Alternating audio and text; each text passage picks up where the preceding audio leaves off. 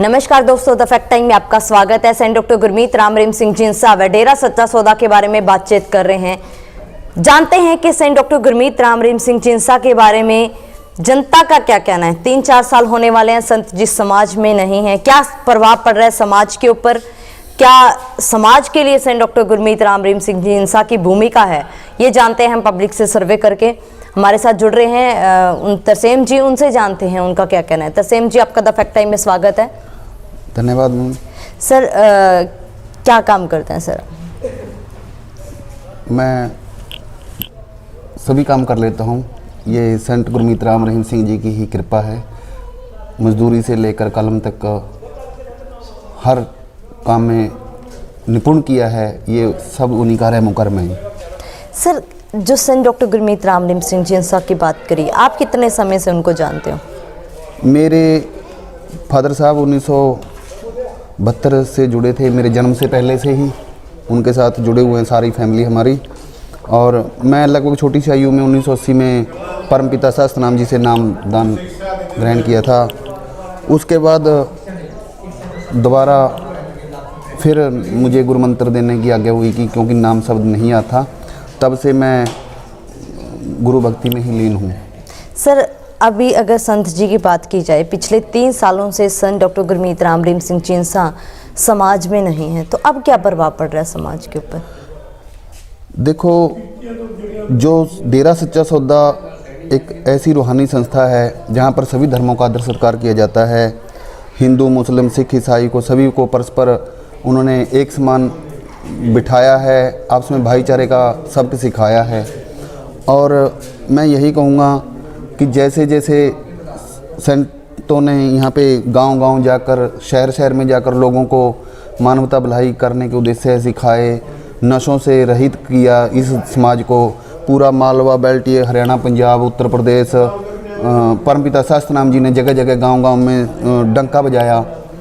और इसी प्रकार हजूर पिताजी से हमारा भी इनसे मतलब ये नहीं था कि परमपिता शास्त्रनाम जी से नाम ले लिया था तो हमने इसको गुरु, इनको ग्रहण करने में थोड़ा संकोच हुआ शुरू में, लेकिन अंदर से एक ही जोत हमें फिर हजूर पिताजी ने और परमपिता शास्त्रनाम जी ने अंदर से दर्शन करवाए कि ये हम हैं, हम थे, हम ही रहेंगे। वो हमारे को एहसास हुआ, फिर हम इनके साथ तन मन धन से सेवा में जुड़ गए हैं। और 1993 में शाही कैंटीन में सेवा किया और लगातार हफ्ता भर सेवा की। उसके बाद हम सेवा करते करते गांव-गांव, शहर-शहर में मतलब हजूर पिताजी ने सत्संगें लगाई, कोटड़ा उत्थान के लिए आदिवासियों में गए हम, 6 महीने लगा कर आया मैं। तो हजूर पिताजी कह देते कि बेटा ये कर्म हैं जो आपके कर्म बनाने हैं। सेवा का मतलब ये नहीं कि आप सेवा करने आते हो, या मतलब लोग कहते हैं कि मतलब इनको क्या मिलता है। लोग हमारी चिंता करते थे। पिताजी जब हमें सेवादारों को मिलते कि बेटा आपके घर की हमें 1 सप्ताह पहले सोच हो जाती है कि आप यहाँ पे सेवा करने आते हो और आपके घर ऑटोमेटिकली ही काम चलते हैं, और चलते भी थे। हम जब भी सेवा करके घर लौटते कुछ नया मिलता घर में, कहीं पे कंट्रास्टन चली होती या मतलब कोई चीज़ नहीं आई होती, कोई जैसे साइकिल नहीं थे, कार पे बिठाया सदगुरु ने, ये उन्हीं का रहमो करम है। और समाज में बदलाव यही आया है कि मेरे हिसाब से पंजाब में, मालवा में, ये पूरा दुआबा माझा पूरा सत्संग लगाए। जो युवा मैंने अपनी छोटी सी आयु में देखा है, लोग किलकारियाँ मारा करते, झगड़े लड़ाई होते नशों के कारण, और इतना गर्त हो चुका था समाज नशों में। तो उस दलदल से बाहर निकाला ये हजूर पिताजी का रहमो कर्म रहा है। उनका एक बहुत अच्छा संदेश रहा है भ्रूण हत्या पे, क्योंकि बच्चे भी भ्रूण हत्या पे इतना था कि हर किसी जमींदार बड़े घराने में जिसके प्रॉपर्टी होती थी वो मतलब उनके पता चलता कि इनके लड़की है, अबॉर्शन पहले ही करवा देते थे। लेकिन उन्होंने एक ऐसा संदेश दिया, भ्रूण हत्या के नाम की चीज़ को ही ख़त्म कर दिया इस समाज से। और नशों पे इतना कटाक्ष किया हजूर पिताजी ने, शहनशाह जी ने, कि अब 4 साल से वो जैसे भी है राजनीतिक षड्यंत्र लगाओ या जो जिनकी कोई है थी, हमने तो देखो हमारी माँ, बेटियाँ, बहनें सेवा में जाती हैं, वहाँ पे जो सुरक्षा है लड़कियों की, बेटियों की, वो और कहीं नहीं है, मेरे घर में भी सुरक्षित नहीं है। लेकिन डेरा सच्चा सौदा में मैं निश्चोक होकर अपनी बहनों को बेचते रहे। अब मेरी बेटियां हैं तो वो भी चली जाती हैं, अकेले भी चली जाओ सेवा में, कोई मुझे डर नहीं है। तो वहाँ पे जो अलग अलग प्रबंधन है, बहन बेटियों का अलग है, भाइयों का अलग है, ये बहुत बड़ी बात है। और दूसरा इफेक्ट यही पड़ा है कि आज मैं दोबारा देख रहा हूँ 4 साल में हजूर पिता संत गुरमीत राम रहीम सिंह जी सुनारिया में जैसे भी इन्होंने अंदर रखे हुए हैं सरकार ने, या कानून के दायरे में लाकर षड्यंत्र रचकर जैसा भी हुआ है, ये बहुत गलत है। इसका इफेक्ट पड़ रहा है समाज में।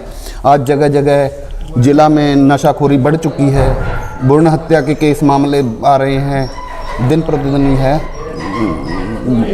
बढ़ता ही जा रहा है। जरूरत है सर संत जी की समाज को? तो वही तो मैंने बात की है, ज़रूरत तो समाज को भी है और लोगों को भी है, सरकार को भी है।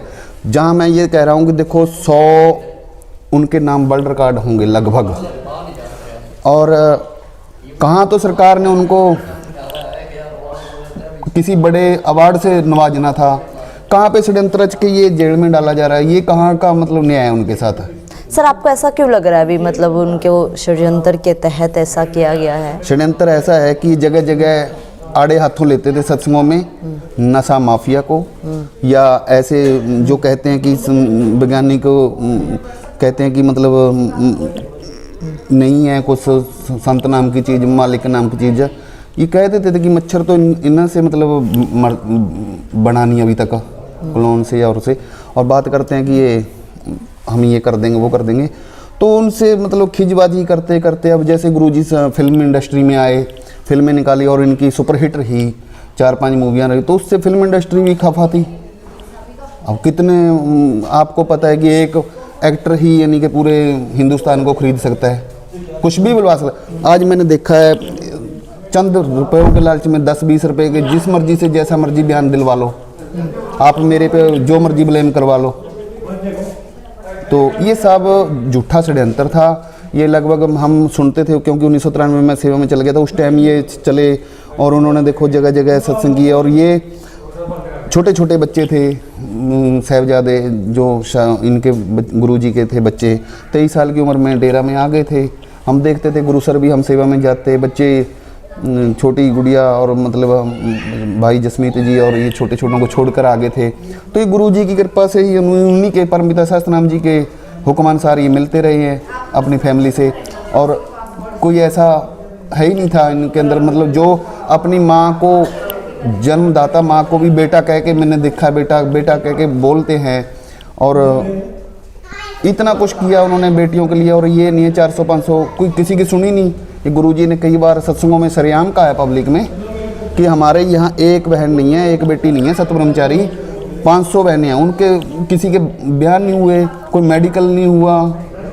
उन्होंने ये भी कह दिया कि बाहर से फॉरेन कंट्री से कोई डिएक्टिव कोई और टेस्ट जो होते हैं वो मंगा के दिखाओ। जो गुमनाम चिट्ठी के आधार पे एक सजा सुनानी है, कहाँ का लोकतंत्र है?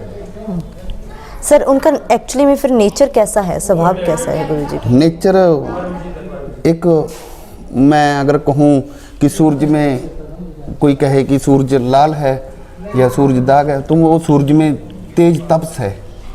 यो कोई कहता है कि चंद्रमा में दाग है, तो चंद्रमा में दाग, मेरे गुरु जैसा है, उस जैसा नेचर ना किसी का है, ना होगा, ना ही होना है। वो संत महापुरुष कुल मालिक होते हैं, और संत की रमज को आम बंदे के पहचानना बस की बात नहीं है। संत मत बहुत गहराई में उतर जाना होता है, संत मत को समझ पाना हर किसी, ये तो आदिकाल से चला आ रहा है। जितने संत महापुरुष हुए हैं, सिखों के 10 गुरु साहिबानों को लगा लो, और हिंदू सूफियत संत हुए हैं, मुस्लिम संत हुए हैं, सभी के साथ षड्यंत्र रचे हैं मौके की जालिम सरकारों ने।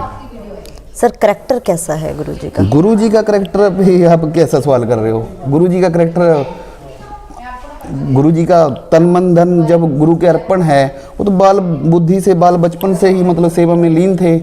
और करेक्टर की जो अपनी, मैं वही तो पहले आपको बता चुका हूँ कि जो अपनी माँ को बेटा कह के बोलता हो, तो आप हर बेटी को, हर लोगों को संदेश देता हो, तो आप उसके करेक्टर की क्या कल्पना कर सकते हैं? गुरु का करैक्टर है, करैक्टर बहुत नेक स्वभाव हैं और सबके गरीबों के दुख दर्द को जानने वाले हैं। लेकिन सर मीडिया में वहाँ जाने वाली बेटियों की इज्जत को तार तार किया गया था, बहुत अलग दिखाया गया था पीछे 3 साल जाएं तो। ये भ्रष्ट मीडिया है, गोदी मीडिया है, खरीदा हुआ मीडिया है। आपका चैनल है जैसे विदा फैक्ट, तो आपके चैनल से मैं चंद पैसे का लालच दे के आपसे जो मर्जी ऐड करवा लूँ, जो मर्जी बकवास करवा लूँ। वो आज जो है ये सब पूरा कर सरासर झूठ था।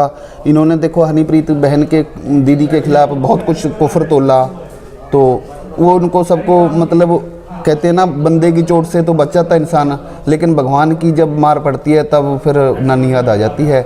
वो एक दिन समय इनको हसर जरूर होगा, ये पैर रगड़ते क्या माथा टेकते हमारे सामने होंगे।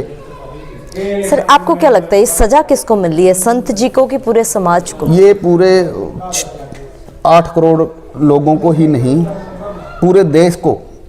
आज ये 1 वर्ष, मैं कह रहा हूँ कि 10 वर्ष के मानिद बैक चला गया समाज।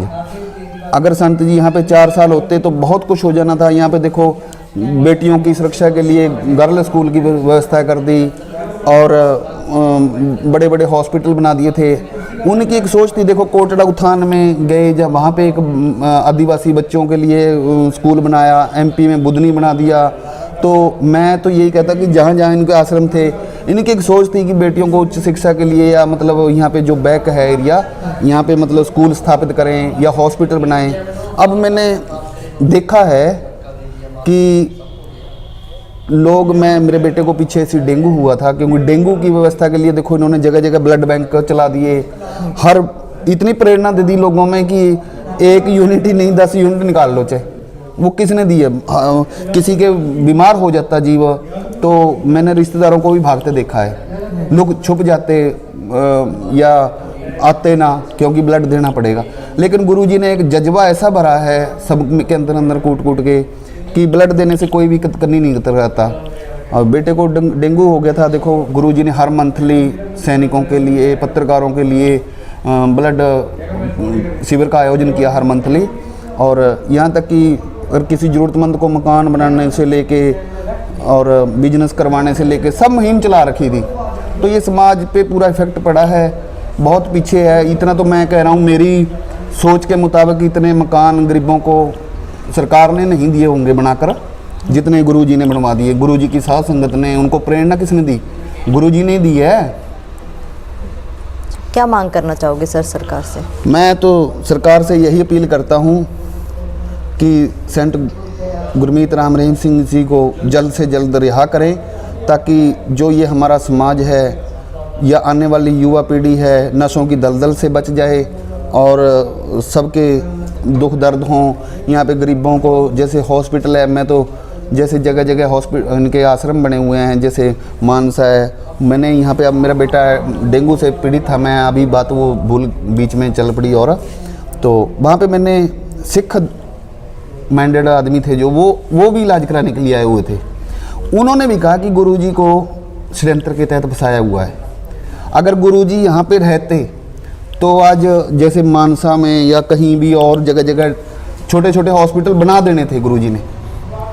तो किसकी सुविधा थी? वो लोगों के लिए थी, लोगों के लिए सुविधा बढ़ा रहे थे, लोगों के लिए। गुरुजी ने तो यहाँ तक भी कह रखा था कि हमारे को वोट बैंक का किसी का कोई चक्कर नहीं है, ना नोटों का। अगर हम परमार्थ करते हैं, अपनी खुशी से करते हैं। कई बार कह देते हैं कि डेरे में ये होता है वो होता है। डेरा किसका है? डेरा किस चीज़ के सारे चलता? आज घर नहीं चलता बिना पैसे के। तो अगर वो परमार्थ करवाते तो दीन दुखियों में हर साल रिकॉर्ड दिया जाता 25 जनवरी भंडारे पे कि इतना पैसा, अरबों रुपए की गिनती में होता रुपया। कैंप लगते हैं, आँखों का आई कैंप, क्या फ्री में लग जाता है? या ब्लड बैंक होता है, क्या वो फ्री में हो जाते हैं सारे काम?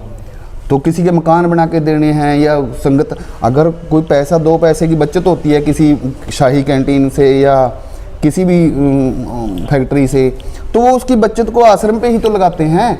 आश्रम किसका है? साध संगत का। आश्रम में सुख सुविधा, शेड सुविधा बढ़ा दी, कमरे बढ़ा दिए, तो संगत सुविधा के लिए ही तो हो रहा है सब कुछ। हमारे तो ना तो 1 रुपये की, कोई कहते हैं ना, हजूर पिताजी कहा करते थे डेरे सच्चे सौदे का अगर कोई 1 रुपया कहता है ना, लोहे के चने के मानिंद है, कोई पचा भी नहीं सकता।